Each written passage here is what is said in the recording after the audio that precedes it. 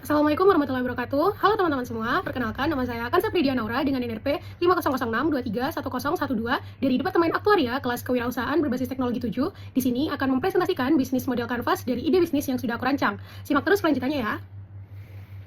Aspek pertama pada bisnis model kanvas dari ide bisnis yang saya rancang yaitu AgriCycle Jatim ialah customer segments, di mana AgriCycle Jatim sendiri memiliki dua customer segments. Yang pertama adalah segmen B2B, di mana segmen B2B sendiri merupakan peternak ayam petelur skala kecil hingga menengah di Jawa Timur, khususnya yang belum memiliki sistem pengelolaan limbah yang baik, mengalami penumpukan kotoran ayam, serta memiliki keterbatasan waktu, pengetahuan, dan sumber daya. Segmen ini kami pilih karena mereka memiliki pain yang paling tinggi baik secara operasional maupun sosial, sehingga memiliki kebutuhan yang bersifat berulang dan berpotensi sekali menjadi pelanggan jangka panjang. Kemudian untuk segmen B2C, kami menargetkan individu seperti pecinta tanaman, pelaku urban farming, dan komunitas berkebun yang memiliki karakteristik peduli lingkungan, aktif di media sosial, serta mencari produk yang praktis dan sustainable. Aspek yang kedua atau blok yang kedua ialah value proposition, di mana value proposition dari AgriCycle Jatim berangkat dari gap analysis terhadap permasalahan yang ada, yaitu limbah yang menumpuk, bau yang mengganggu, serta rendahnya nilai ekonomi dari limbah kotoran ayam tersebut. Untuk segmen B2B, kami menawarkan solusi berupa pengurangan beban limbah secara signifikan, membantu menciptakan sistem pengelolaan yang lebih terstruktur, serta mengolah limbah menjadi sumber nilai ekonomi tambahan. Sedangkan untuk segmen B2C, kami menawarkan produk yang dapat membantu pertumbuhan tanaman mereka, lebih ramah lingkungan, serta mengimplementasikan prinsip sustainability dalam penggunaannya.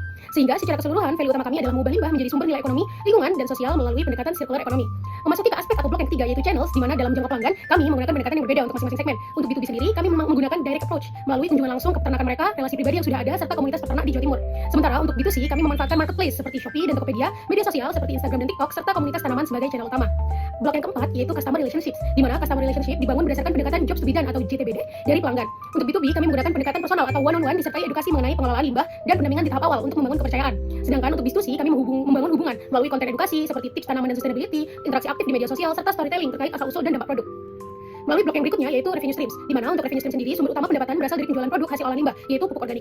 Pendapatan dibagi menjadi dua skema, yaitu B2B melalui penjualan dalam jumlah besar atau bulk, dan B2C melalui penjualan retail atau satuan. Selain itu, terdapat potensi pengembangan seperti kerjasama dengan peternak melalui skema revenue sharing, subscription atau repeat order, serta bundling produk. Selanjutnya adalah blok key research, di mana key research utama dari AgriCycle Jatim ialah limbah kotoran ayam sebagai bahan baku utama serta akses ke peternakan yang menjadi keunggulan kompetitif. Selain itu, terdapat pengetahuan dalam pengelolaan limbah, tenaga kerja operasional, serta brand AgriCycle Jatim sebagai identitas bisnis. Selanjutnya, memasuki ke blok berikutnya yaitu key activities, di mana key activities dalam AgriCycle Jatim ini meliputi pengumpulan limbah dari peternakan, pengelolaan limbah menjadi produk, quality control, distribusi ke pelanggan, serta edukasi market dan pasar. Hal ini menunjukkan bahwa bisnis ini tidak hanya berfokus pada produksi, tetapi juga pada proses penciptaan nilai secara keseluruhan.